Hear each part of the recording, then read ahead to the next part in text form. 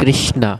सफला एकादशी पौष कृष्ण पक्ष में आने वाली लुम्पक की कथा का वर्ण। युधिष्ठिर जी ने पूछा, हे माधव, पौष कृष्ण की पक्ष की एकादशी का नाम क्या है? उस दिन किस देवता का पूजन करना चाहिए तथा उसकी क्या विधि, क्या पुण्य मिलता है? ये सब आप मुझे सुविस्तार क्या सुनाओ। भगवान श्री कृष्ण जी बोले, हे पांडु पुत्र, मैं आपके प्रश्नों का उत्तर यथोचित देता हूँ, जिन्हें आप ध्यान पूर्वक श्रवण कीजिए। मैं दक्षिण वाले यज्ञ से इतना प्रसन्न नहीं होता जितना एकादशी व्रत करने वाले से प्रसन्न रहता हूँ। व्रत को अनंत भक्ति पूर्वक करना चाहिए। हे युधिष्ठिर, पौष मास की कृष्ण पक्ष वाली एकादशी का नाम सफला है। इसके श्री नारायण जी अधिदेव उसका पूर्वोक्त विधि अनुसार नारियल, नींबू, जमीरी, अबीर, अनार, सुपारी, लौंग, अनेक प्रकार के उत्तम फल आदि अर्पण कर धूप, दीप, नैवेद्य, पुष्प आदि 16 प्रकार से पूजा करके रात्रि कीर्तन श्रवण करते हुए दीपदान जागरण करना चाहिए। जिस प्रकार नागों में शेषनाग, पक्षियों में गरुड़ जी, यज्ञों में अश्वमेघ, नदियों में गंगा, देवों में विष्णु श्रेष्ठ है, उसी प्रकार सभी व्रतों में एकादशी व्रत श्रेष्ठ है। जो पुण्य 5 सहस्त्र वर्षों तक तपस्या करने से मिलता है, वही पुण्य भक्ति व रात्रि जागरण करने की सफला एकादशी से व्रत से प्राप्त होता है। पुत्र, अब आप सफला एकादशी की कथा श्रवण कीजिए। चंपावती नगरी के एक राजा महिष्मान के 4 पुत्र थे, जिनमें सबसे बड़े पुत्र का नाम लुम्पक, जो सदैव देवताओं ब्राह्मणों की निंदा करता, पर स्त्री गमन करता, वेश्याओं के यहाँ धन नष्ट करने वाला महापापी। जब राजा महिष्मान को अपने पुत्र के विषय में ज्ञात हुआ तो उन्होंने उसे देश निकाला दे दिया। लुम्पक ने अपने पिता को द्वारा देश निकाला दे जाने का विचार किया। अब क्या करना चाहिए, किस प्रकार अपना पालन करना चाहिए? इस प्रकार की चिंताओं में फंसकर अपने पिता के नगर में चोरी का निश्चय कर वन में रहने लगा।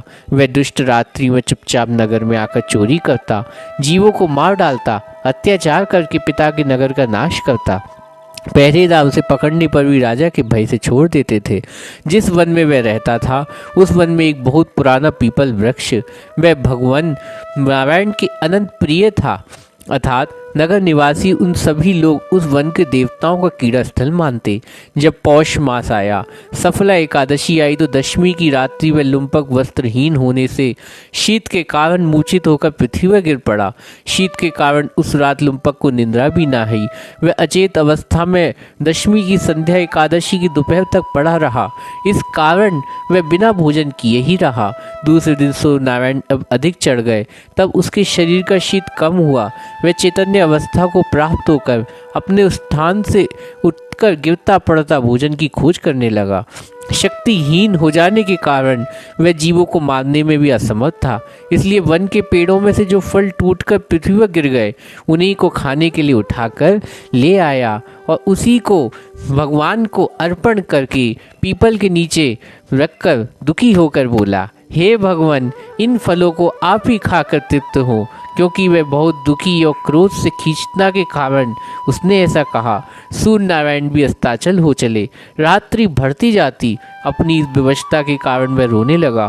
भूख की अग्नि के कारण उसे रात नींद नहीं आई।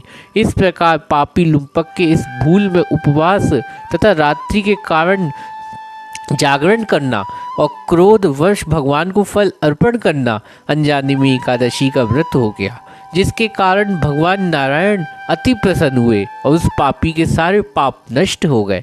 प्रातः काल होते अनेकों सुंदर वस्तुओं से सजा हुआ एक घोड़ा लुम्पक के पास आया। उसी समय आकाशवाणी हुई, हे राजा के पुत्र, नारायण की कृपा से तेरे समस्त पाप नष्ट हो गए। अब तू अपने पिता के पास जाकर राज्य प्राप्त कर। आकाशवाणी सुनकर लुम्पक अनंत प्रसन्न हुआ और अच्छे अच्छे वस्त्र धारण करके अपने पिता के पास पहुँच संपूर्ण वृतांत कहा। तब राजा ने महिष्मान ने अपने राजपाट पुत्र को सौंप दिया और स्वयं वन को भजन करने के लिए चला गया। तब लुम्पक शास्त्र अनुसार राज्य करने लगा और वह, उसके स्त्री बच्चे भी सभी नारायण के भक्त हो गए। वृद्ध अवस्था आने पर अपने पुत्र को राज सौंप कर लुम्पक वन में ईश्वर आराधना करने चला गया। अंत समय में विष्णु लोक को प्राप्त हुआ। जो मनुष्य नियम पूर्वक श्रद्धा भक्ति के साथ पौष मास की कृष्ण पक्ष वाली सफला एकादशी का व्रत करते हैं, उनको अंत में मुक्ति प्राप्त होती और इसके करने से अश्वमेध यज्ञ के समान फल प्राप्त होता है।